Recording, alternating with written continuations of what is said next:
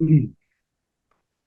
Hello, can you hear me? Yes, I can. Good morning, Mr. Sinha. It's such a pleasure talking to you again. Thank you for giving us this time today. You must be Yes, thank you so much. Thank you. you must be on pins today. Such a moment for you. Yeah, it's all, I think the entire country is kind of, has a lot of expectations, and obviously, you know, being involved makes you even more, uh, definitely the heart is beating fast. So, So last time it didn't go as planned, and this time we anticipate the expectations are so much higher and so much more. When everybody is watching you, you're the man of the moment. For those of you who don't know, Mr. Sinha is the lead scientist here, along with his team, is greatly involved with the Chandrayaan 3 project. In fact, there are two components majorly, actually three, but apart from the propulsion unit, there are two major components that are actually going to land on the moon, and the rover today. Mr. Sinha, could you please enlighten us a bit?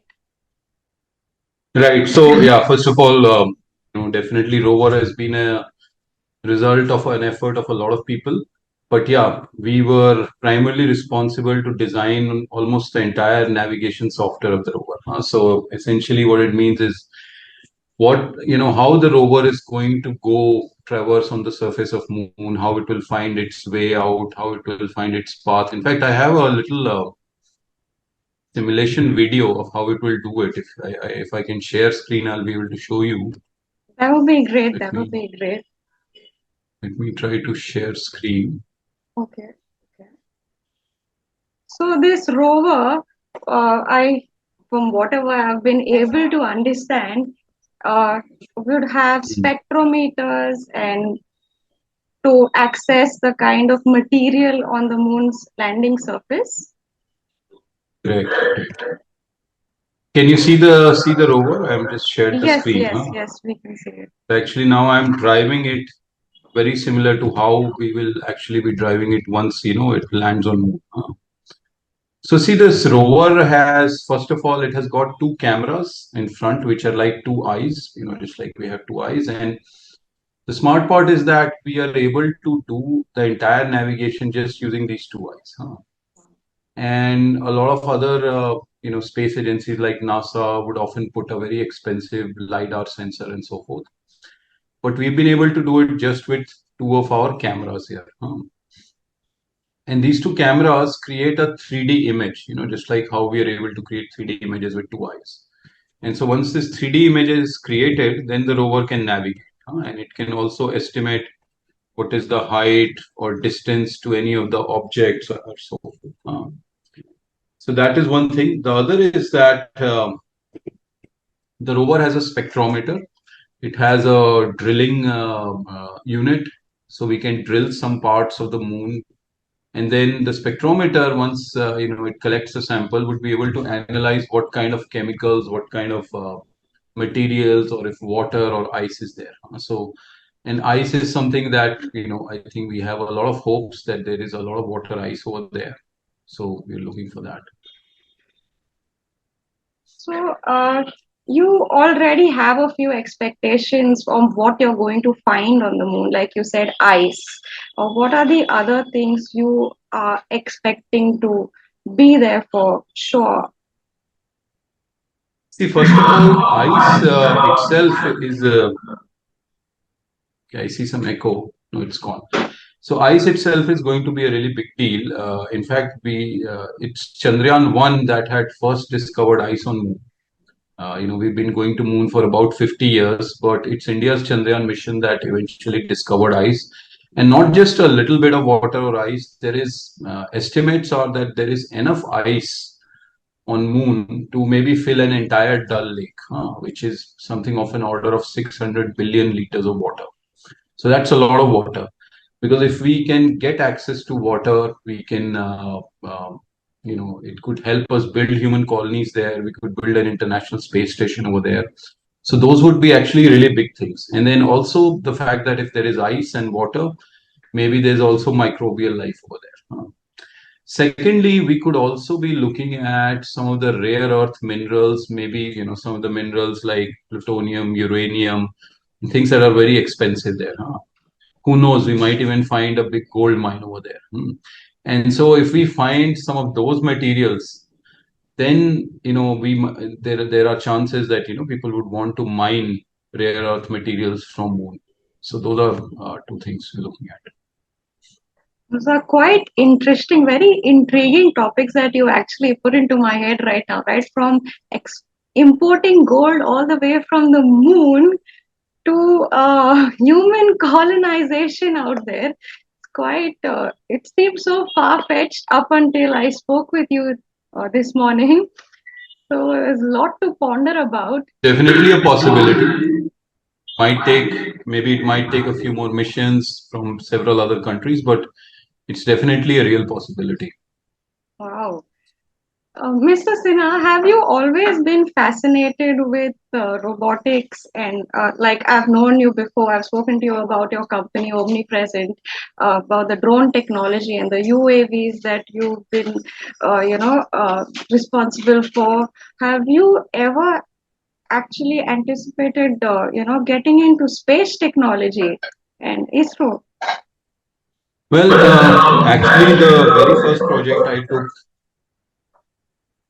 very first project that I took was from ISRO. So in fact, when I came back to India around 2008 or 9, the first project I worked on was Chandrayaan 1 mission. And so, space has been close to my heart. I even have a telescope at home and keep on looking at planets and stars and nebulas. So it's definitely very interesting. And I think I'm really fortunate to be part of India's space program. Um, Oh, that's something that I didn't know that you were associated with the first project. Tell us about the difference how we've graduated from the first Chandrayaan project and your inputs at that point of time and how it has, changed evolved over all these years. So see, the Chandrayaan 1 project was basically an orbiter. So we wanted to demonstrate that we can reach to moon, we can orbit around the moon. And we also threw an impact probe. The impact probe had a Indian flag, it had a rock, it had a spectrometer, it did a controlled landing on the moon. So at that time, I helped design some of the modules that were responsible for helping the orbiter find its own position as it's going around the moon. So when you're going around the Earth or you are at Earth, we have a bunch of satellites here. You can get GPS position very accurately.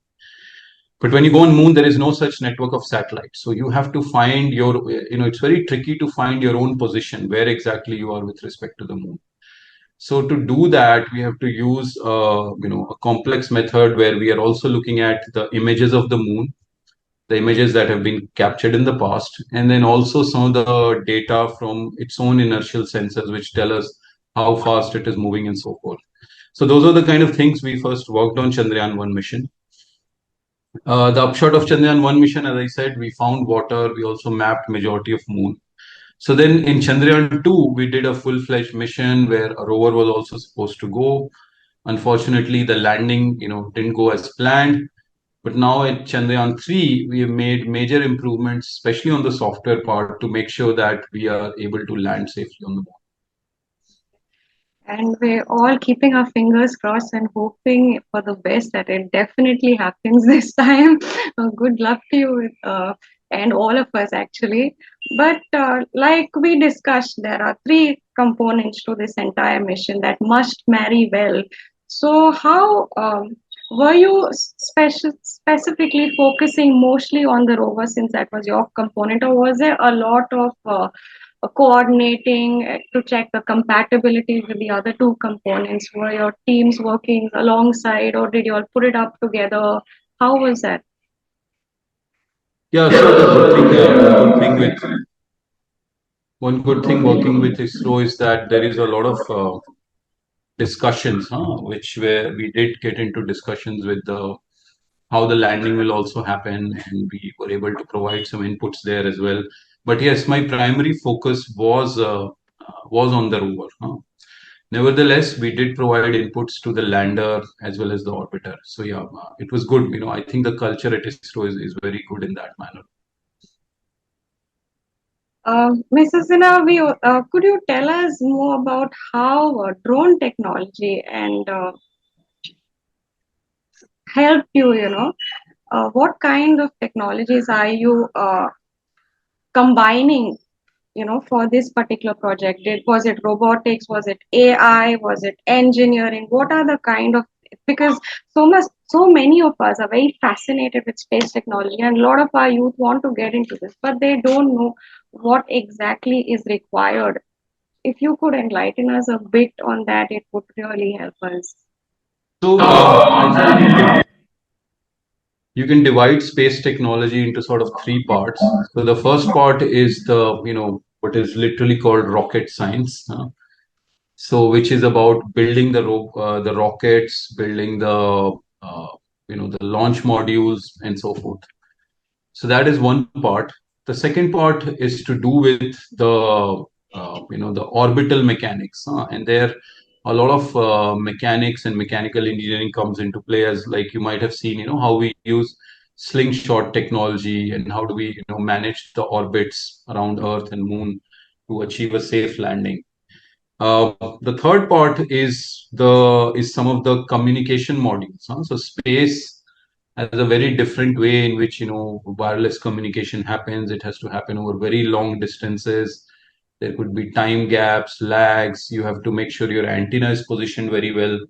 I don't know if you saw recently, it was in news that one of the NASA's probes that was out in deep space, it was near Saturn, it accidentally moved its antenna away from Earth. And so we've kind of really lost all communication with it, because now that it's not looking at the Earth, it's not getting any commands from us. So those kind of things are very critical. And then the last part is AI and robotics, which is where my focus has been. But AI and robotics, you could say that out of the total output of why you're doing space missions, the final output is actually achieved by AI and robots. So finally, when Chandrayaan mission goes, it lands there. Eventually, a robot will come out. It will do operations. It will do experiments.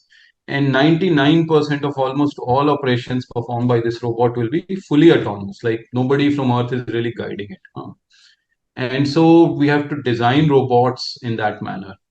In fact, what we did using our drone technology, some of the techniques we use in drone-based mapping, we were able to also use on Chandrayaan's Pragyan rover, because it had similar two pair of eyes, and we were able to build 3D with that. So anyway, but those are kind of the broad fields, and I would say you could develop interest in any one of them, either the robotics and AI side of it, or the wireless communication side of it, or the orbital mechanics, or building a robot. Sorry, the rocket. And one good way to do that is that if you're in a college or school, like I was yesterday speaking to students with Shivnada University and Shivnada schools, and I was telling them that one good way is that start a club at your college or university. Maybe it could be a rocket club, it could be a robotics club, and then start building, some projects on your own. Once you do that, you could share those with companies and organizations that are in this field. ISRO has some internship programs. Many AI and robotics companies have internship programs. We also have some. And then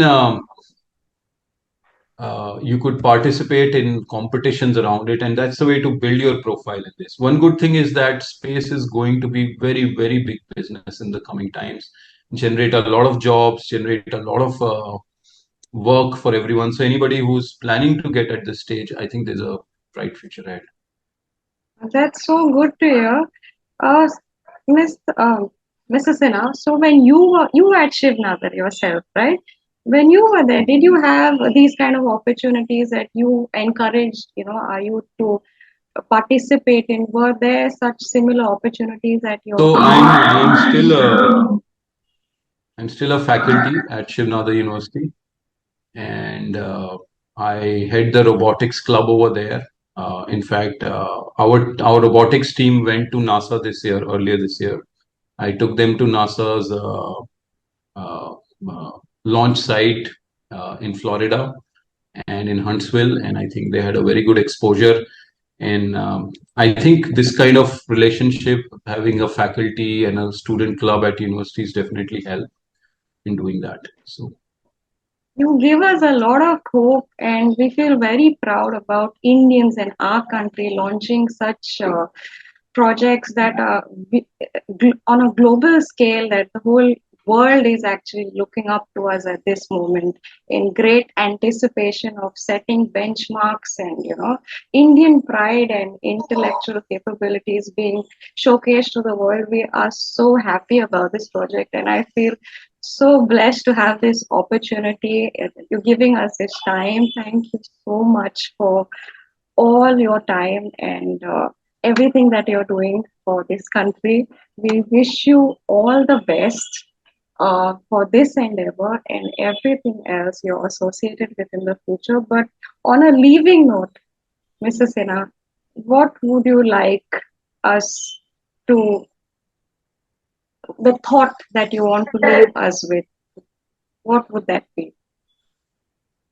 see, on leaving note, I would say that when we were children, when we were kids, we would think that the best and the most inspiring job was to go work at NASA. And I'm so happy to see that now those dreams are changing. I see so many students come and say, yes, I want to work for ISRO, or maybe I want to start my own space company and so forth.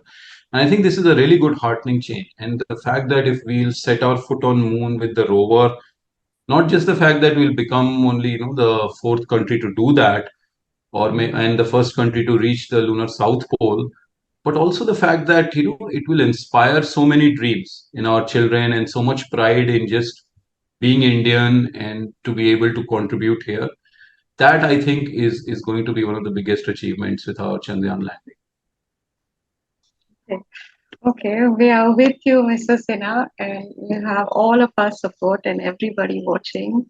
And thank you so much for doing the awesome things that you are doing. Thank you, Mr. Sinha. Thank you so much, Rola, for your time. No, thank you for your time. It's very precious, especially at this moment. Thank you. Thank you. Have a good day. Thank you.